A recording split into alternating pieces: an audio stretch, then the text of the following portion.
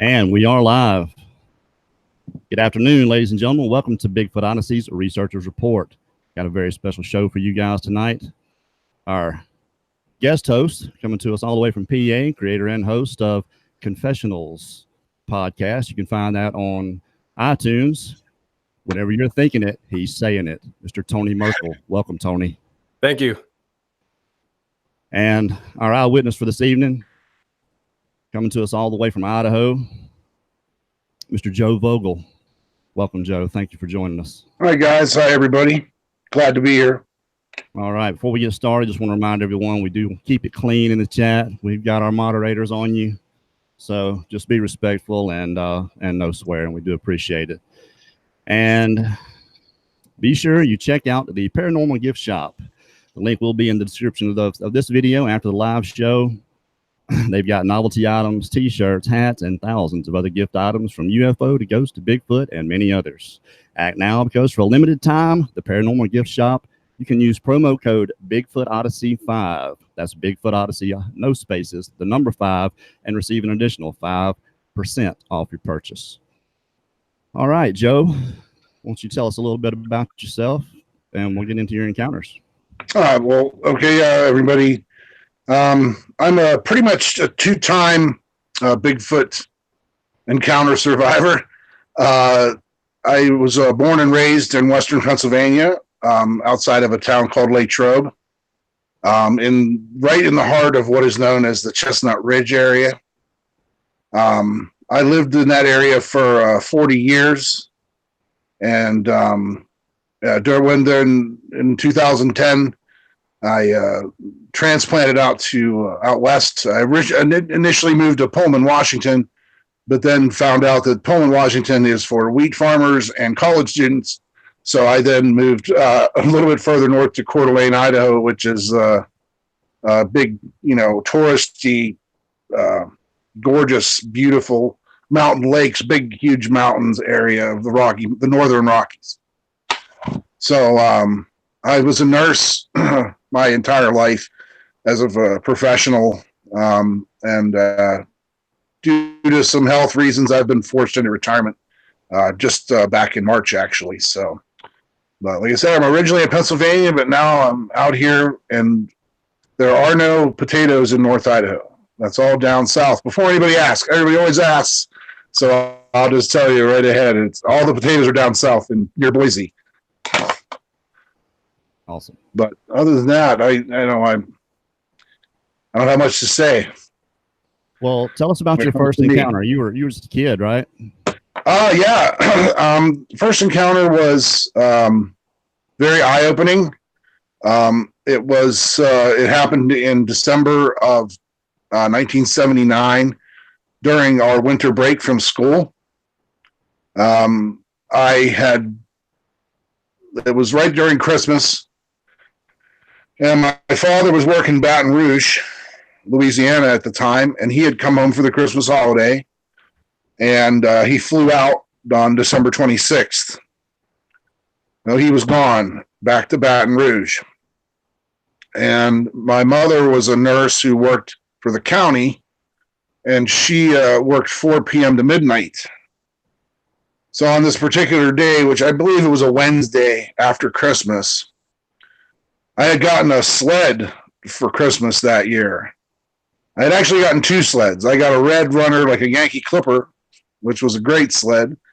And then I got this blue plastic roll-up, horrific, I don't even know what to call it or how to describe it. It was blue, flat piece of plastic that rolled out.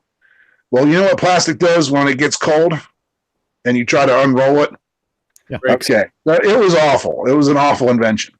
So I ended up using my buddy's red plastic sled all day, and he had a great driveway. His name was Chucky Thompson, and he lived about a half mile from me.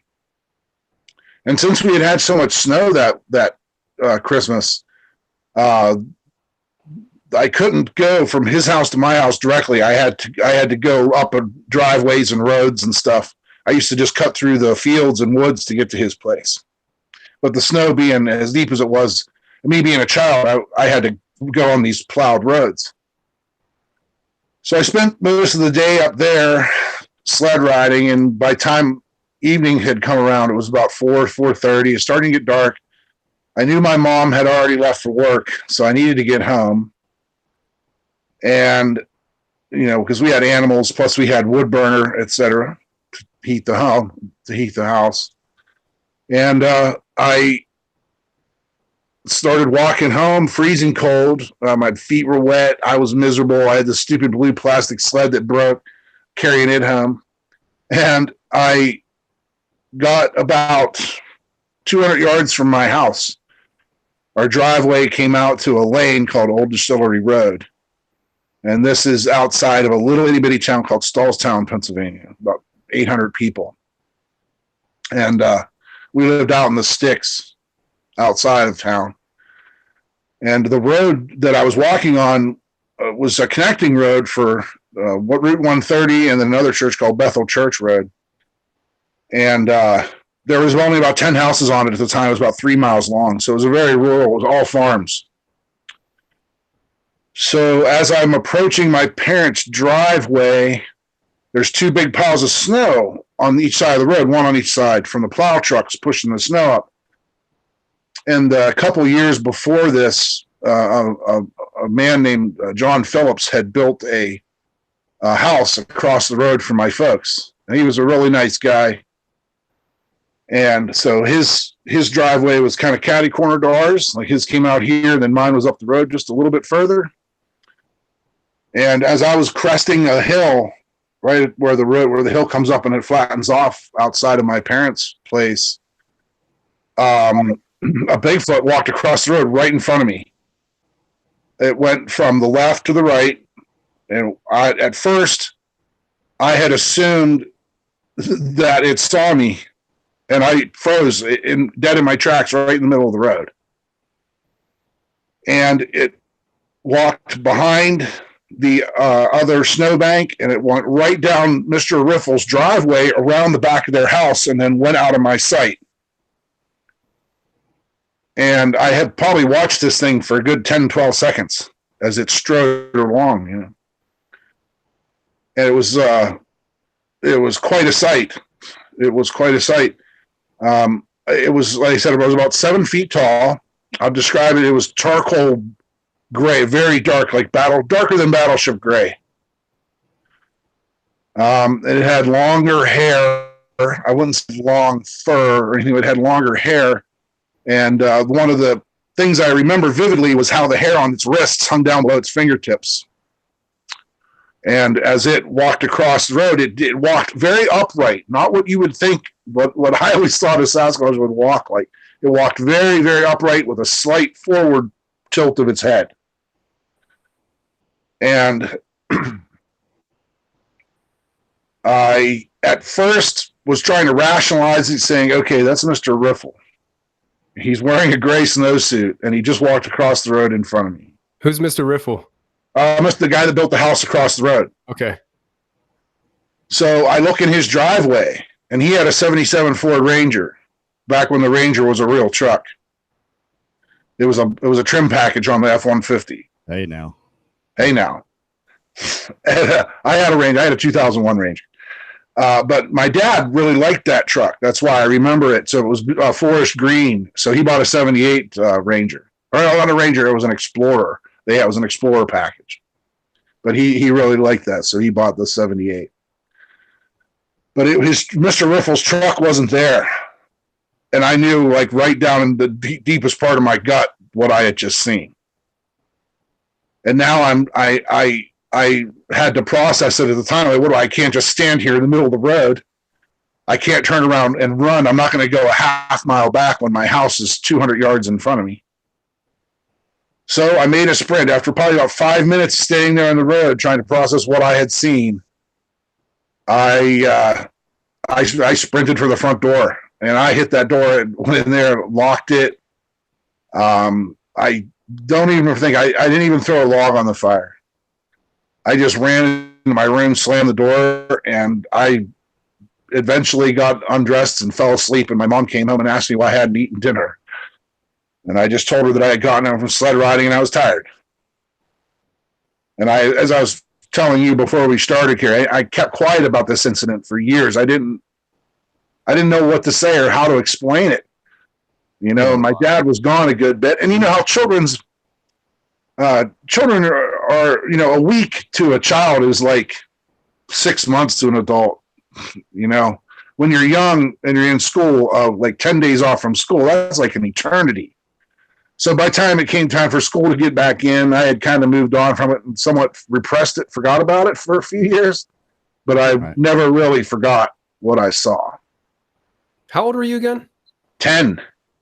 10 years old. What was your extent of your knowledge on the Bigfoot thing? Because you said you knew what you saw right away, and it was like you're 10 years old. All right. So back in the day, in the 70s, there was a TV show hosted by Leonard Nimoy called In Search Of. Yeah. That one gets thrown around a lot. I had seen, of course, the Patterson footage, or what at the time was known to be the Patterson footage. And I had, you know, heard the stories of Yetis. And of course, man, what about everybody's first initial introduction to Bigfoot is usually Rudolph the Red-Nosed Reindeer. Oh, yeah, that's right. You know, For a second there, I was thinking, what are you talking about? Now I get it, the snow monster. Yeah, the Bumble. The Yeti, yeah, the Yeti. When did $6 Million Man show up? Was that in the 70s? Yeah, in there with with Andre the Giant. Sure. Yeah, I saw that. I had that toy, man. I had that Bigfoot toy. Did you? You had a little thing on the side of the neck that came out. There was a big stir in the 70s because I know Bayou Creek, Legend of Bayou Creek came out, and I think it was 77 or 78. And then there was Sasquatch, The Legend of Bigfoot. That was like 73 or 74. I hadn't seen that though until later. And we had a Bigfoot thing in Western Pennsylvania on the Dairy Ridge in 1973. We had an outbreak of what today is known as the silent invasion. Yeah. Craig Breedlove did a movie about it. So yeah, we had these. It was a huge outbreak of UFO and cryptid activity, mostly Sasquatch-like creatures. I'm going to go on a limb and say those were not Sasquatches. Whatever was affiliated with that UFO outbreak was something different. Just because a lot of the descriptions I've read and heard, I don't know, they just seem to be a different sort of creature. Did you feel like when you saw this thing that you were in danger at all? I mean, because no, I didn't. I didn't think I was in danger. I was afraid it was going to come back. And I don't even know if it's, to this day, I don't think it saw me. It was looking straight ahead. It did not turn its head to give me any inclination. And its hair was longer on the side of its head. And it was, as it was walking along, the air was moving the hair back from its face. Its face was, you know, hair covered down the side. And, you know, it had the appearance of a kind of like an old man in a way, like a gray hair covered old man, the way it walked. But it was very lanky. It wasn't like the Patty type of Bigfoot, the giant, which is you know, big massive arms and big huge torso. I would put this one kind of like built like a basketball player.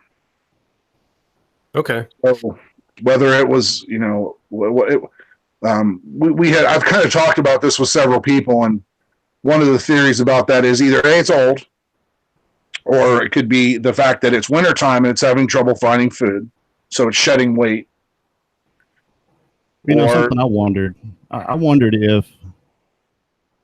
if Sasquatch get old and senile like we do, and they just don't care anymore and would just run out in front of people, and maybe that's what's wrong with some of these rogues. They got old and now they're senile, and right. And I can't see why that would not be a possibility. I've for years I've said there's good people, there's bad people. And it's no different for the Sasquatch or Bigfoot or whatever you want to call the entities that we're all infatuated with and chase around the woods. You know, there's a school of thought that the Sasquatch is the superior up the chain, and then Bigfoot down to your like swamp booger, kind of, you know, somewhat different classes. But I've seen two distinctly different creatures. My second encounter was your big, huge, brutish. Before you get into that, unbelievably enormous. I mean, this thing was the size of my dad's smokehouse. It was huge. Before you get into that, yeah. What about after your first encounter? What about going outside at night or being forget about yourself? Forget about it. I spent a lot of time indoors after that because, you know, not only did this event create the reality for me. These things are real now, and I know it. But not only did it do that, why did it have to be by my house? Why did it have to come out? You know, why couldn't it have gone up the road another mile? You know, across. What was behind my house that it was interested in?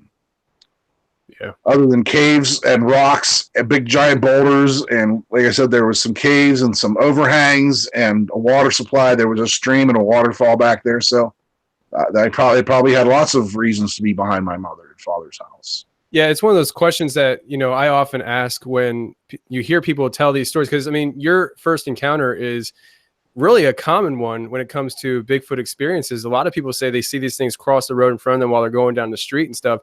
And for me, it's like, why? Because when I look at this phenomena of Bigfoot and the fact that, you know, we believe in Bigfoot, you've seen a Bigfoot. I've never seen one, but for the mass public, they don't believe in Bigfoot.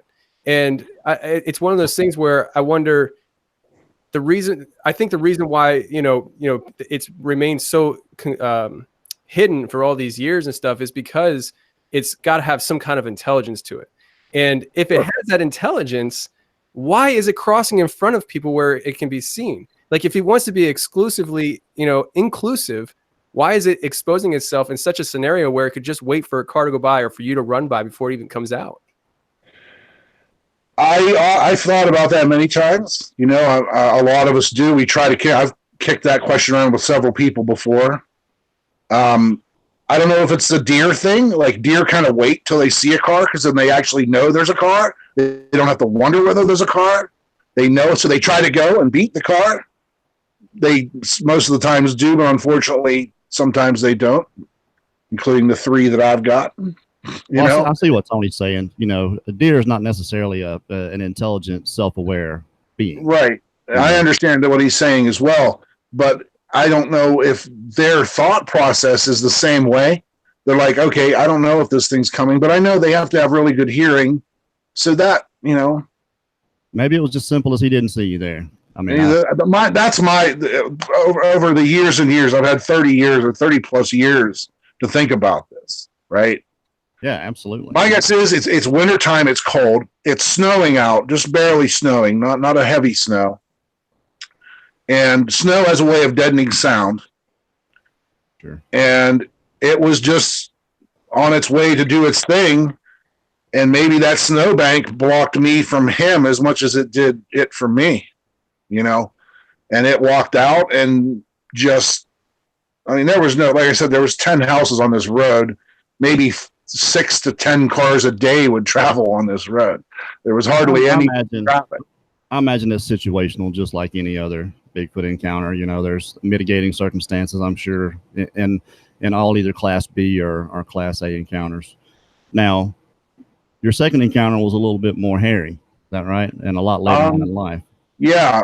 To go back to my first encounter, years later, a friend of mine who was working as a security guard up there, in that area, not too far from my parents' place, about a mile. He was working as a security guard up there. Someone had built a bison ranch, and he worked security because we had a bunch of clown people with their maybe too much Budweiser going around shooting at livestock. So they had hired a security guard for this big bison ranch they put up the road. And he had seen one, almost the same sort of creature. He described it as tall, gray, and thin. Who knows? And I got that out of him I didn't prod him into that. He he was just talking to me and my dad about what he had seen up there. I didn't, at the time, I was like, yeah, I didn't see that. I don't know what you're talking about. But I did not to give too much of a plug here, but Deborah Hatswell, she wrote this book, The Fortunate Unfortunates. Yeah, we had her about child witnesses. Yeah, as soon as that hit, I was one of her first customers because I wanted to know what other people had seen, and you know what? We all share a common bond, pretty much. So, absolutely. But moving on to the second one. Okay, so this is I moved out here in 2010, and I met a girl. She was a singer in a band, and we got to know each other, and we started dating, and we moved in together.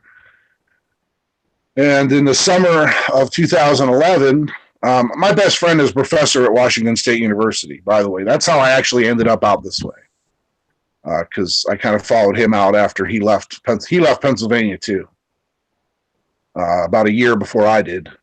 And so I came out here to be just closer to my buddy, and I had gone through a divorce, so I really didn't have a lot keeping me there in Pennsylvania. And my son moved out here with me, so he was here. He's here with me right now. And I started dating this girl, and she liked to camp, and I liked to camp, and I had all kind of camping equipment, and she had all kind of camping equipment. So we cooked up this big idea to get she and I, and then her sister and her sister's husband, and then my friend from the college and his wife, to do a camping trip, like a 3-day camping trip. So most of the national parks and state parks and national forests out here have campgrounds that are free for use. You don't have to, there's no fee, which is really nice. And there's one in particular that we went to, is called Bumblebee. And Bumblebee is in an area roughly called Kingston, Idaho. And Bumblebee is a recreation area. It's a big river, a lot of fishing, kayaking, boating. A lot of people like to float the river. They do the river float trips with the beer and tubes. That's the big thing.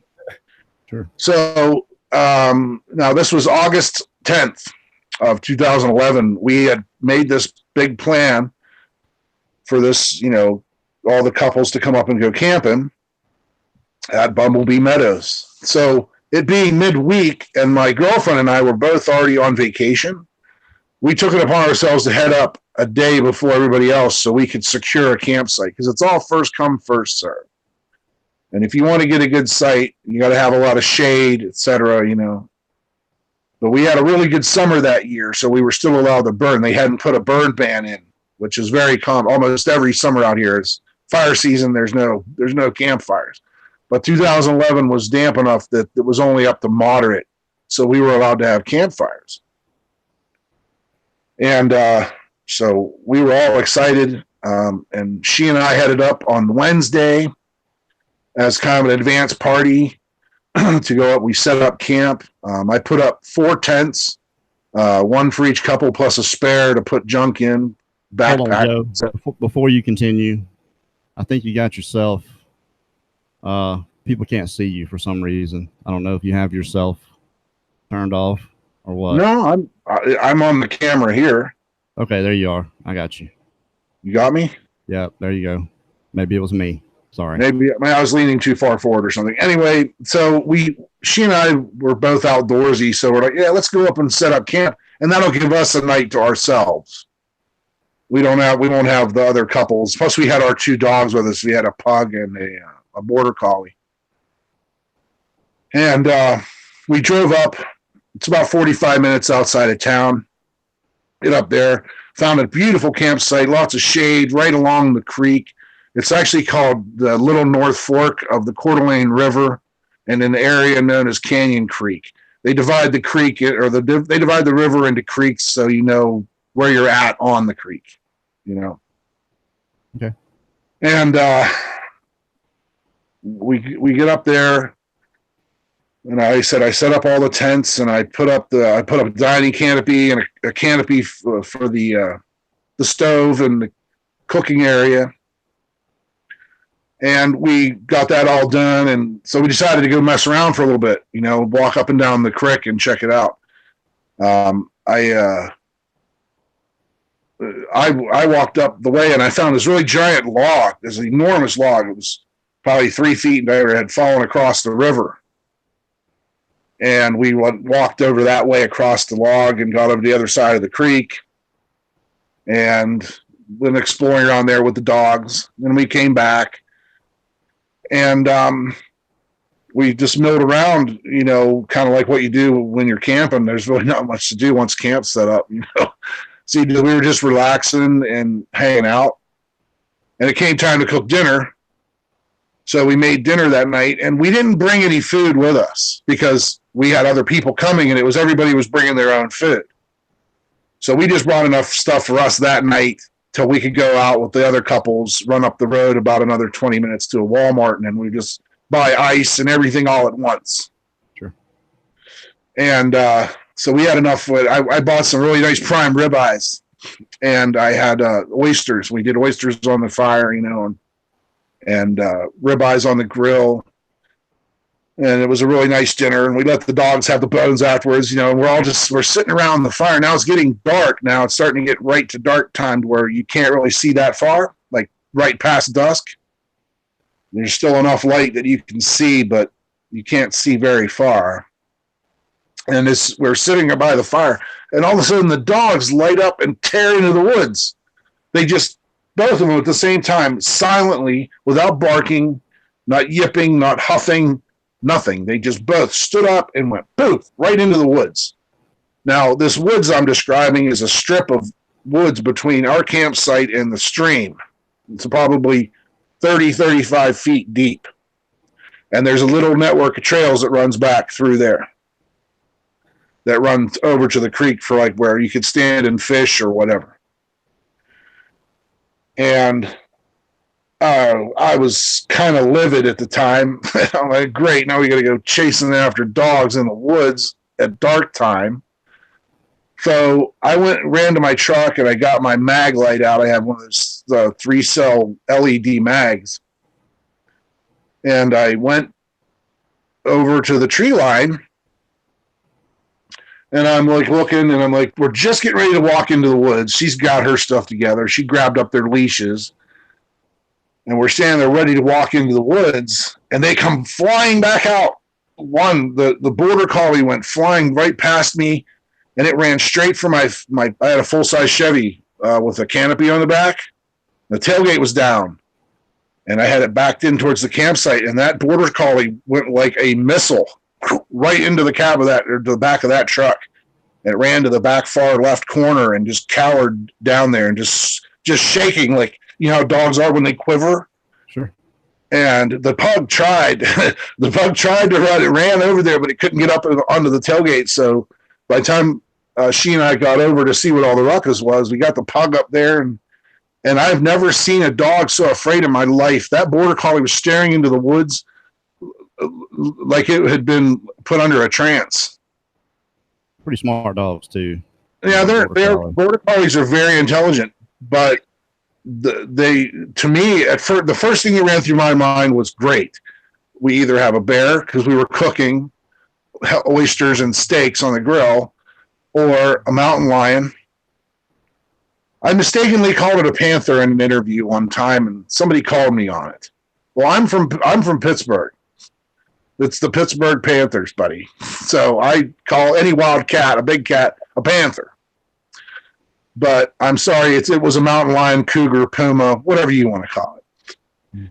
I thought that's what had come on our camp. And these dogs had never seen one before. They went in the woods, ran nose to nose with it, and then hightailed it back out, thinking, well, I don't know. I don't know what they were thinking. To this day, I don't know. But in reality, it was like they saw an old friend. They got up and ran in the woods like they saw somebody they knew. Mm. And, well, once we got the dogs calmed down and everything, we got them all chilled out and put them on their leashes, and we kind of got them into a tent area there. And she and I kind of went back over by the fire, and I still had my mag light, and I was a little scared at this point. So I got in the cab of my truck, and I had a .44 revolver. in the console. And I got the gun out and I shoved it in my waistband, and I went over to the fire and I told her to let's put some more logs on the fire and get the fire built up here. And I walked over to the tree line again with the flashlight, and I'm holding it, like this, and I'm just sweeping the trees, looking back towards the creek. And as I'm doing that, about halfway through my sweep, I see at least 8 to 9 foot tall Sasquatch. As big as, this thing was a monster, an absolute monster. And it was standing behind a tree, so I could only see it was leaning out at about 110 degree angle from the tree, kind of leaning out from the tree. And I just kept the beam of the flashlight moving, like I just didn't see it at all. And I backed away from the woods about 5 or 6 steps. And I said to my girlfriend, Allie, there's something in the woods. And she's freaking out. She's like, what? What is it? What is it? And I says, I don't know. It's big. It's black. It might be a bear. I don't know. I knew right away. Again, I saw it. The thing looked like, everybody always asks me to describe it. And I have a hard time describing it because it didn't have a head. It did kind of have a head. But have you ever seen the Provo, Utah footage where the kids are walking through the woods and they see something rustling around in the leaves, and they're holding the camera on it, and then all of a sudden that thing stands up and it's all shoulders, no head, absolutely, and big arms? That is exactly what was behind that tree.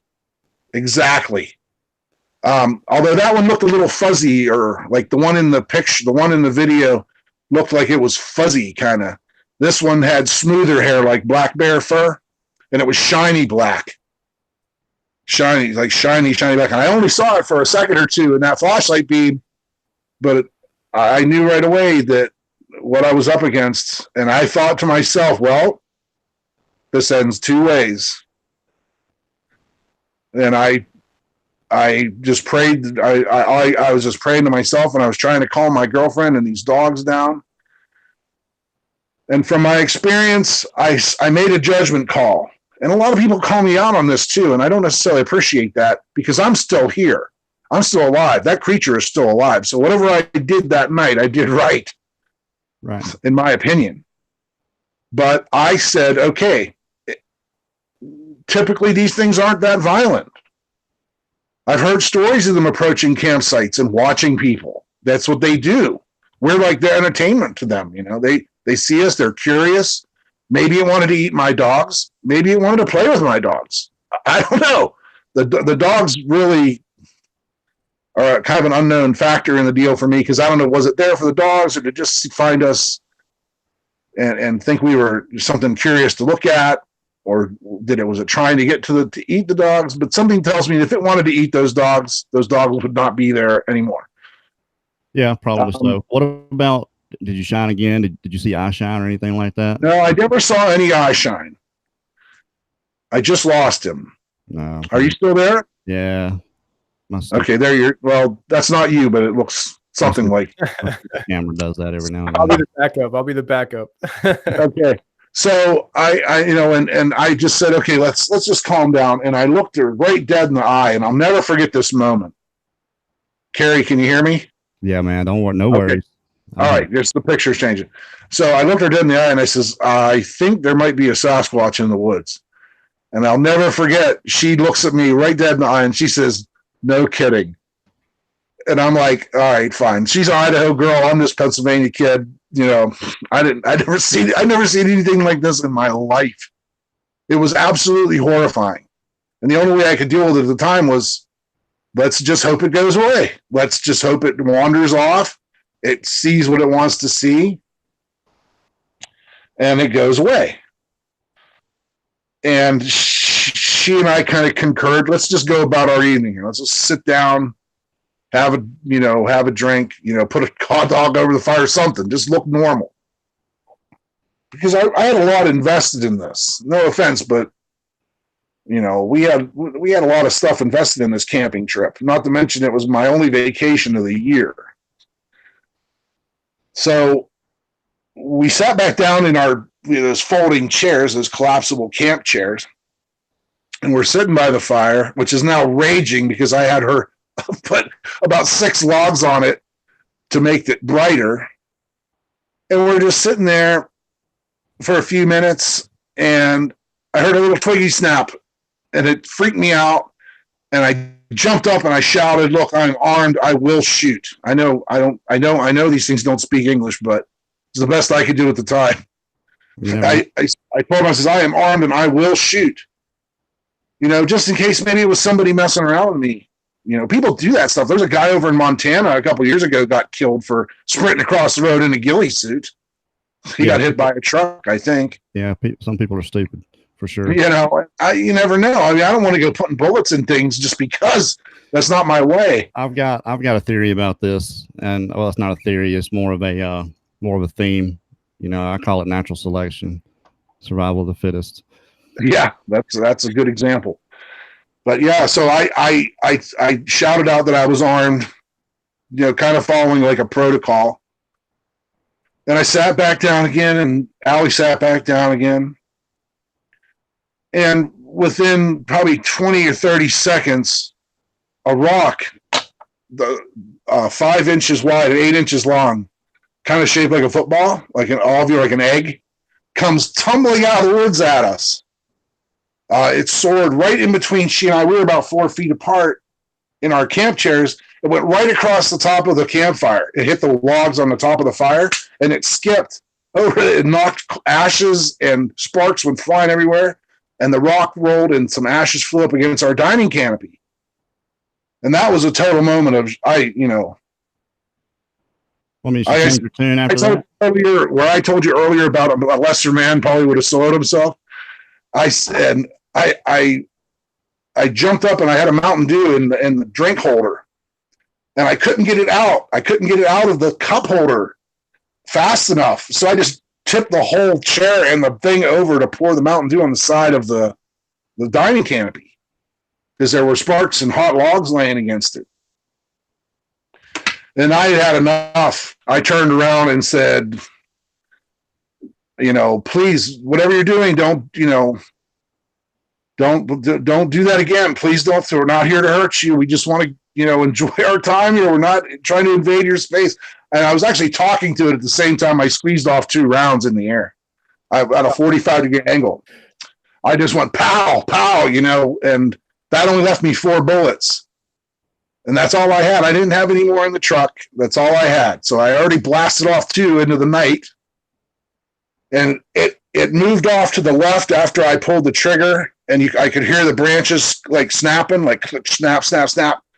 And then it grabbed hold of a big branch and snapped it off of it wasn't a tree. I didn't snap a branch. It was one of those twin pines. And it grabbed one of those pines and just snapped it right off. It was probably 5 inches in diameter, and it broke it. I couldn't see this, but I heard it. And when that thing cracked, I think the sound of that log popping like that was just as intimidating as me pulling the trigger on that Model 29. Yeah, it almost sounds like it was thinking, okay, it's go time, Yeah. It popped off at it. So it's going to make a big noise. I'm going to make a big noise.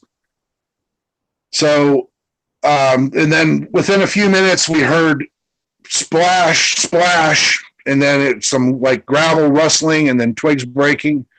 And that was it moving off. It went across the creek, went back across the creek or wherever it came from and went up the hillside.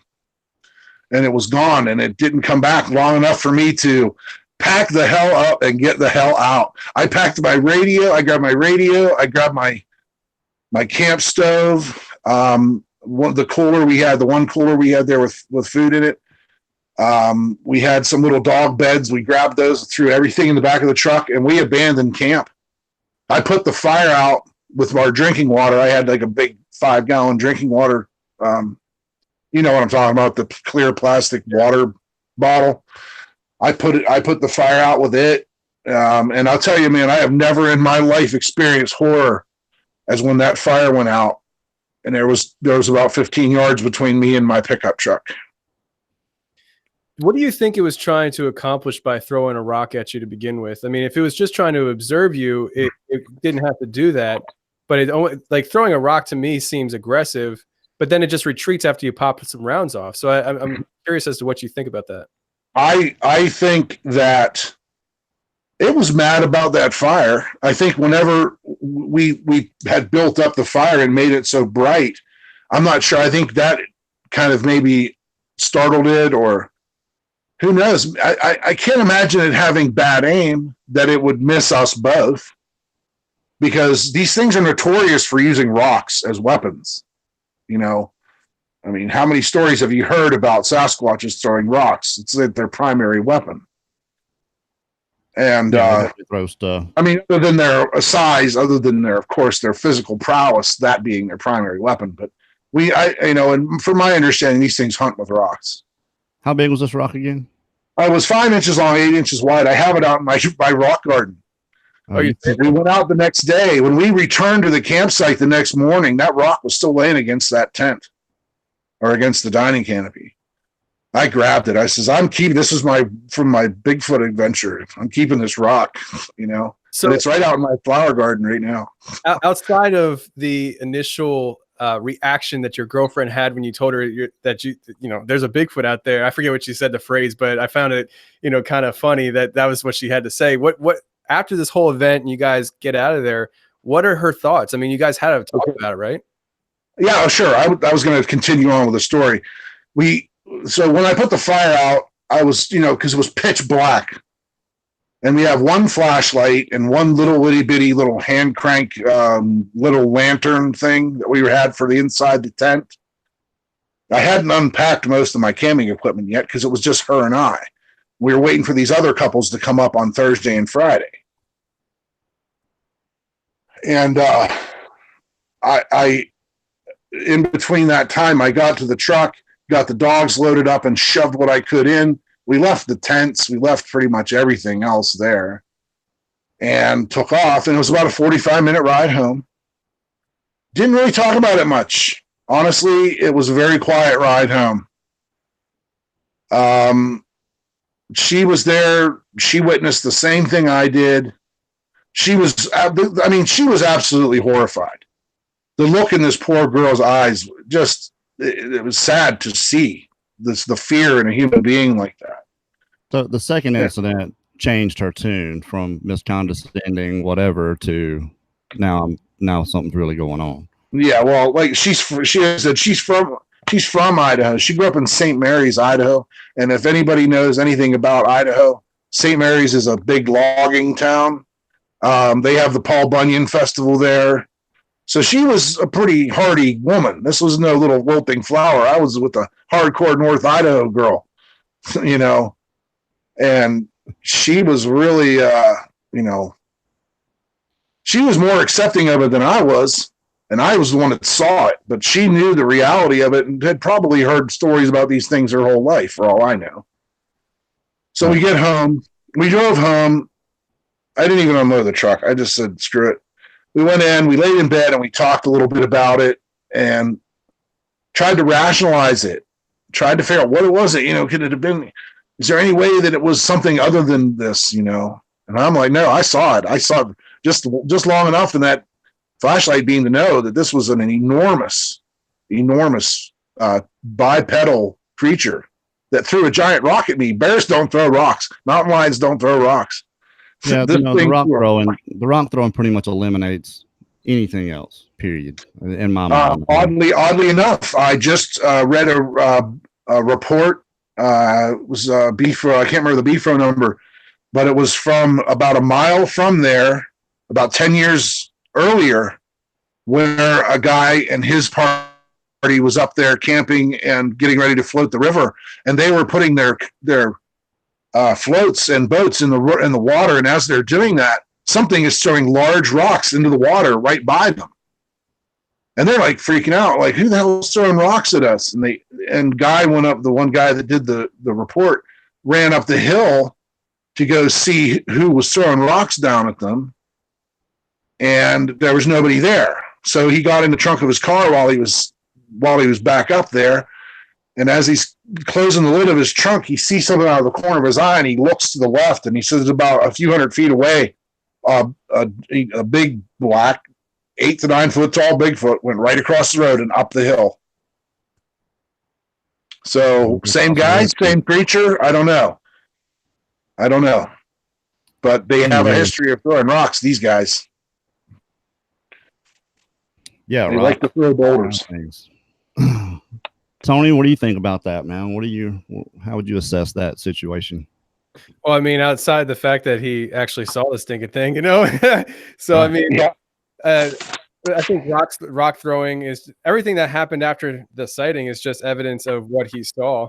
And, you know, people who haven't actually laid eyes on it, they have a decision to make, whether they're going to believe in something that's supposed to be mystical or not, or mythical, I should say.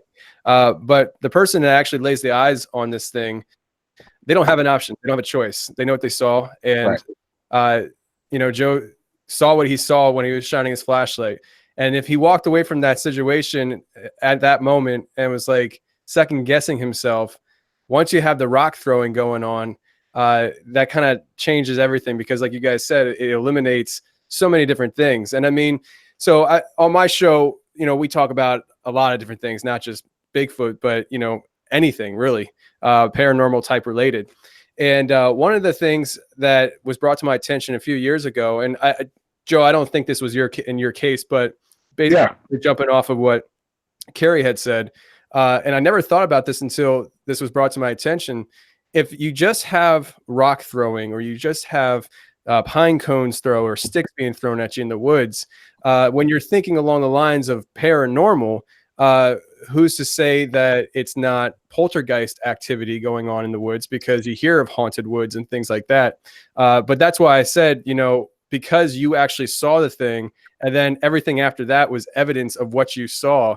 You know, to me, it's an open shut case. And, you know, Joe, the more I hear people's encounters with these things, the less I think I actually want to see one of them. Before, when I started this show, I was all about trying to see one for myself. And the more stories I hear, the more I'm thinking to myself, I think if I had the opportune moment where it was like 200 yards away, doesn't see me, and I can see it clearly in a field, I'm good. But in a close encounter, I don't know. It sounds scary. Well, my stepson, you know, I was telling Carrie earlier, after this event, I had to take anti-anxiety medication for 6 months. I had horrible nightmares about this whole situation, replaying it over and over in my mind, you know, and my subconscious. So it took me a long time to get over this. I still have dreams. I still have nightmares about Bigfoot, you know, and I don't want to, but they're part of my subconscious now, so it's stuck there. Talking about it does help, though. It really does. It absolutely does. And I said that book I got from Deborah, that really, you know, children can be a wealth of information if you just listen to them sometimes. You know, but, you know, I've heard it quite a few times. You know, I've had whether it was fortunate or unfortunate, but I've seen one up close and personal, and we're just not. People say they want to see it, but they don't realize that they're not emotionally prepared for it. I never want to see one again. I don't care. I know they're out there. I go out in the woods with my buddy, my friend Steve and I. We've gone out in the woods a few times, you know, poking around, and we found a lot of interesting stuff. We found, you know, tree structures. We found bone evidence of like femur bones that had been snapped clean with no bite, like teeth marks or anything on them. You know, we found all kinds of stuff. I found on one time we were on our way out, and I found this little thing here. This was laying in the path that we had walked in on, and it was there on our way out, but it wasn't there on the way in. It does not belong there. I don't know if you guys can see it at all, but it's some sort of wood that is black. It's like a vine. It's not burnt. It is not burnt wood. It is just black. But it did not belong where we found. Excuse me? I believe that's a piece of vine. I don't know. It's more tree-like, but it could be. I don't know. Whatever. But like I said, it didn't belong where we found it. I've got to get a new webcam. This is ridiculous. But you guys familiar with Igor Burtsev? Yes. Yeah. Well, Igor came out and stayed with me for a week last summer.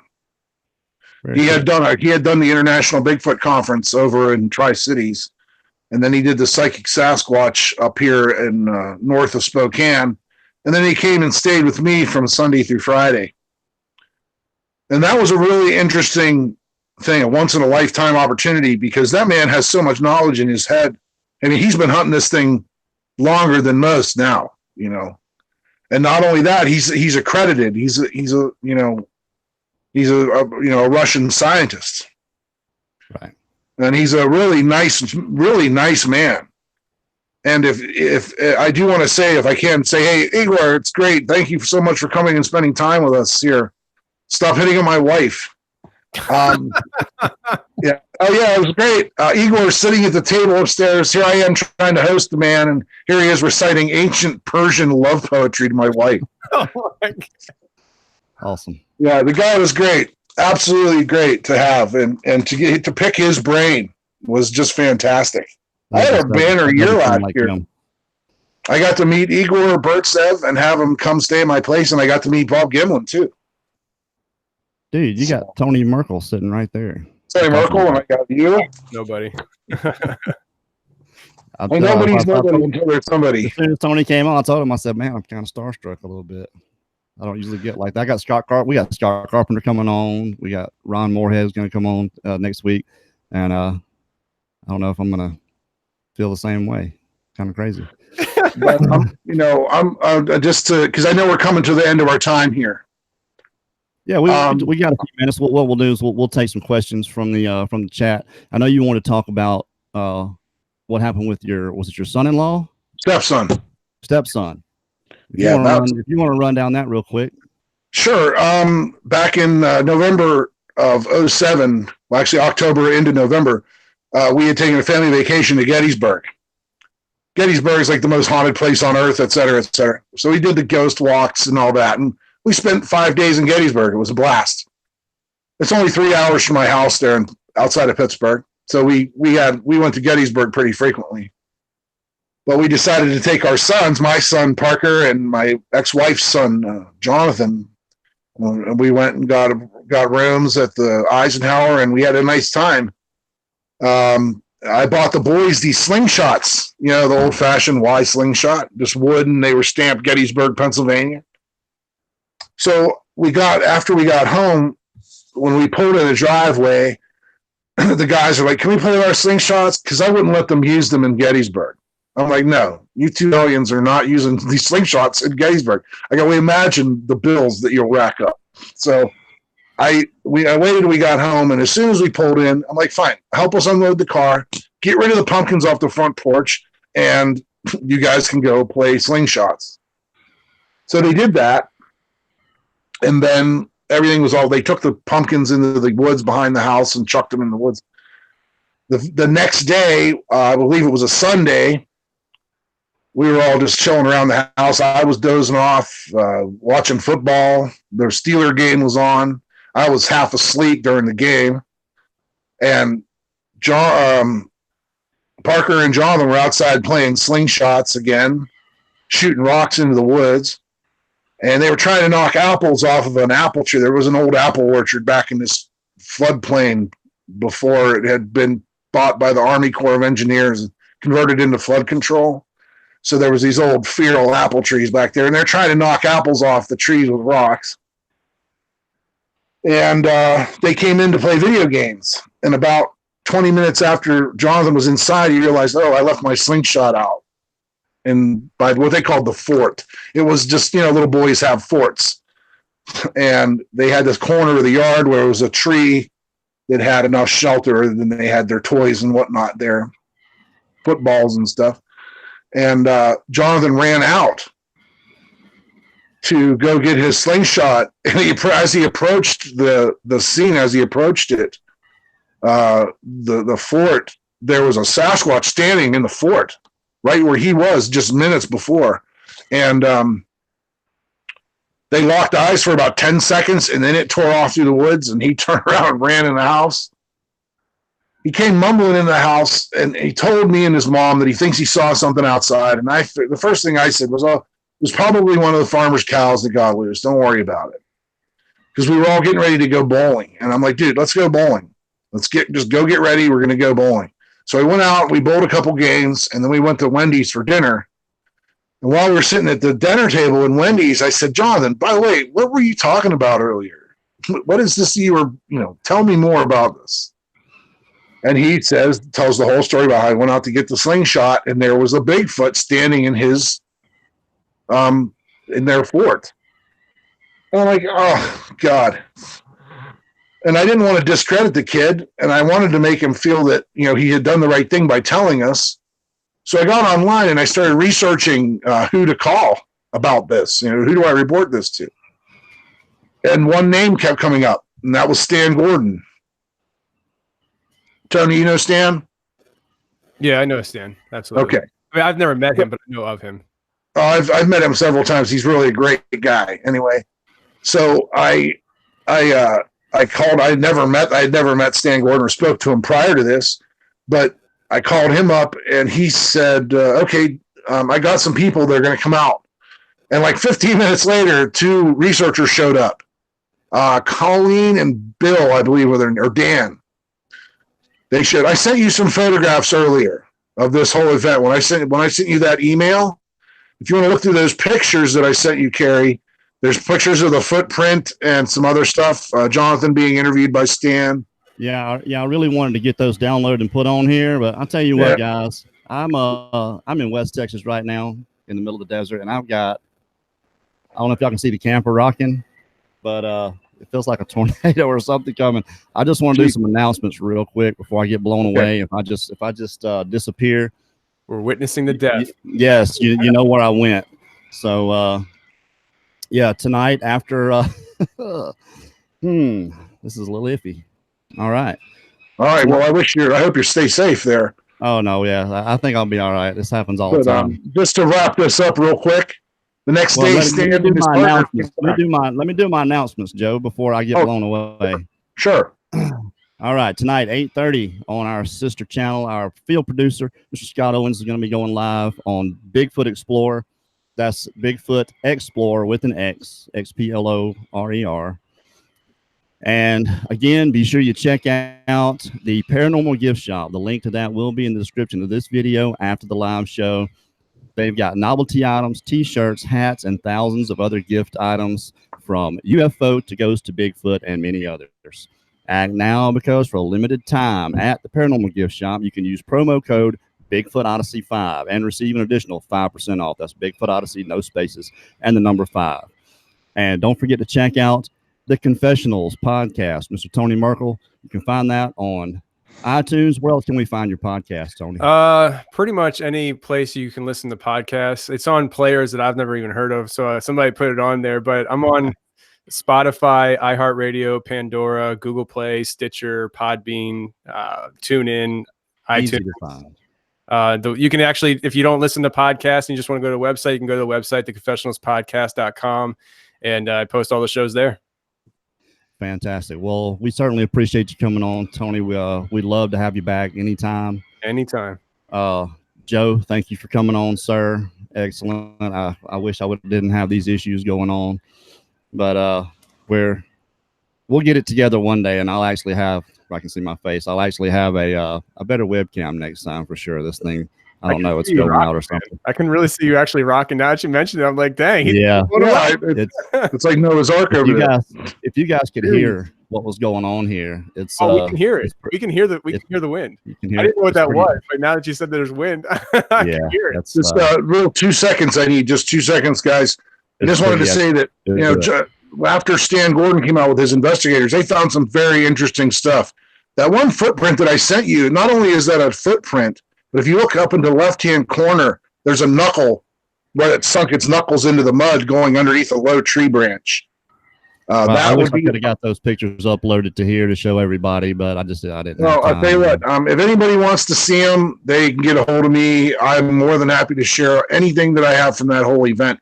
It was very well documented, and Stan did an excellent job, very professional job working with my stepson, making sure that he was okay and that the sighting wasn't too traumatizing for him. That was really important. Well, I'm sure you can post them up. You can post them up in the Bigfoot Odyssey Facebook group. By the way, everybody be sure and join the Bigfoot Odyssey Facebook group. It is a closed group. Our producer for this show, Miss Daniela Aiolo, who does a magnificent job getting our guests, she runs that there. Just request to join and she'll bring you right on in. Again, I want to thank my guest host, Tony Merkel. Be sure you go check out the Confessionals podcast. I want to thank Joe Vogel. Be sure you guys go and check out. My goodness, I'm rocking. Go check out Bigfoot Explore at 8:30 p.m. Central tonight. So that's going to be just about 30 minutes. All right, you guys hang around. Good night, everybody.